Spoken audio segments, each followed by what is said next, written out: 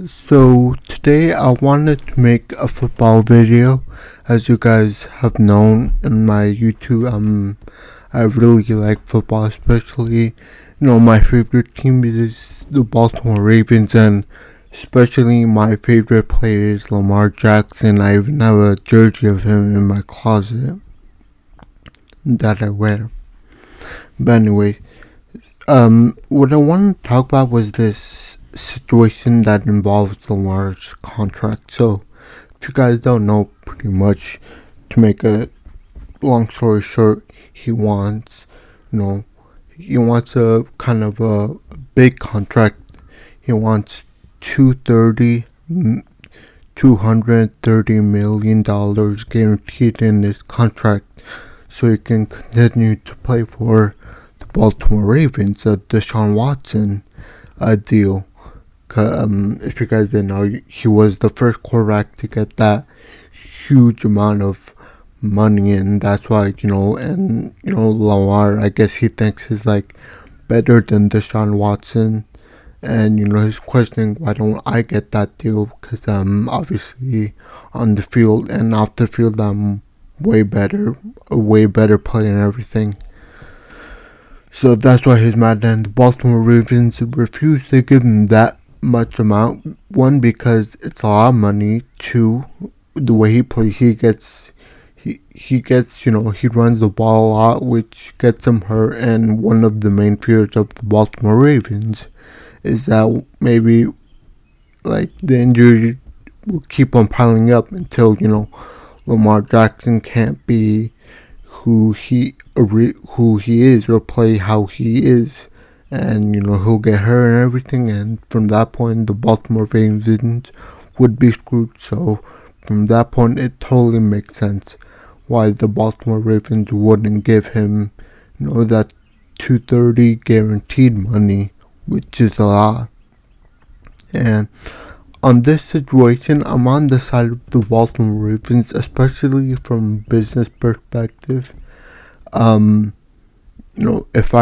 My thoughts is that, Lamar, just stop being greedy little kid, accept the 1/3, even though it's much less, accept the 133 million guaranteed, play under that contract, win if you can win a Super Bowl under that contract, because he hasn't done that yet. So it would help his case if he, under the 133 million contract, he wins the Super Bowl, and then maybe the Ravens will be like, oh, his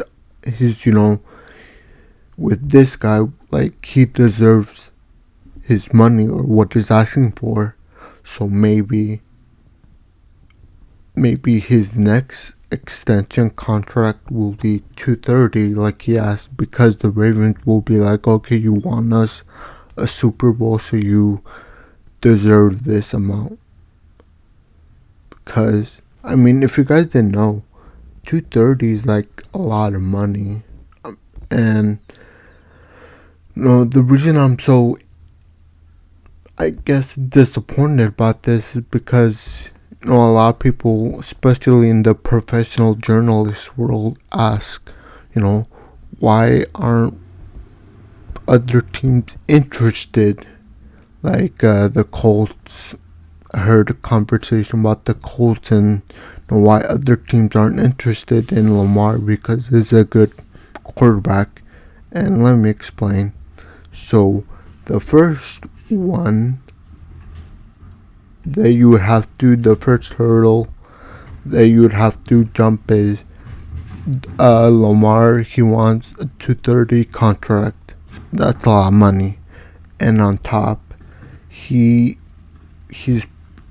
right now the Baltimore Ravens put the non-exclusive tax, so you'll have to pay 40 mil for that, I guess, to the Baltimore Ravens.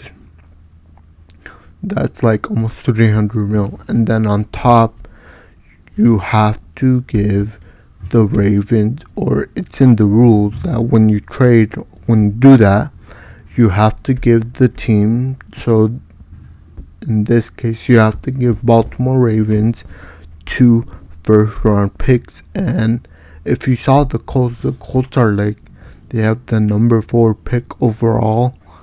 And yeah, and I just don't think, the Colts would do that to themselves. They would, in that case, instead of wasting, $300 million on Lamar plus the 2 first-round picks, they just, probably get a brand new quarterback fresh out of the draft and pay him way less. Like Daniel Jones, I think it was like $45 million or something.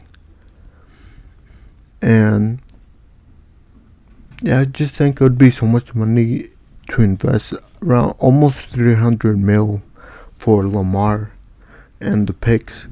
But realistically, I think that the one team that I can see do this is the Washington Commanders. Now, why am I mentioning them, or why do I think they could? One, because if you guys have been a part of, or if you guys have been listening to the football side of the story, the Washington Commanders are right now,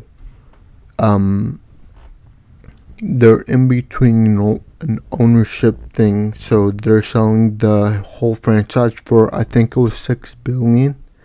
And there has been, I have read that there is a group of investors that are trying to buy the Washington Commanders for, I don't know how much, but one of the investors is Magic Johnson. So what I think is that if this deal goes through with the group of investors, one of them will be like, oh, I like Lamar Jackson, let's just pay him whatever he wants, the $230, and we'll pay the franchise tag, and on top we'll throw in, the 2 first-round picks for him. As for, what the NFL rules say about that. So I really think, realistically, we can look at the Commanders acquiring Lamar for that amount. But I mean, for now, I would say to Lamar, stop being a little greedy boy.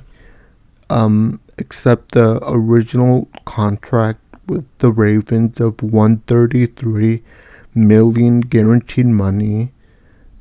Then play throughout, I don't know how many seasons. I think it was like, I don't know, but play what you have to play, and then in one of the seasons, go win a Super Bowl for the Ravens, and then maybe the Ravens will be like, okay, clearly Lamar deserves this amount, and they'll pay you.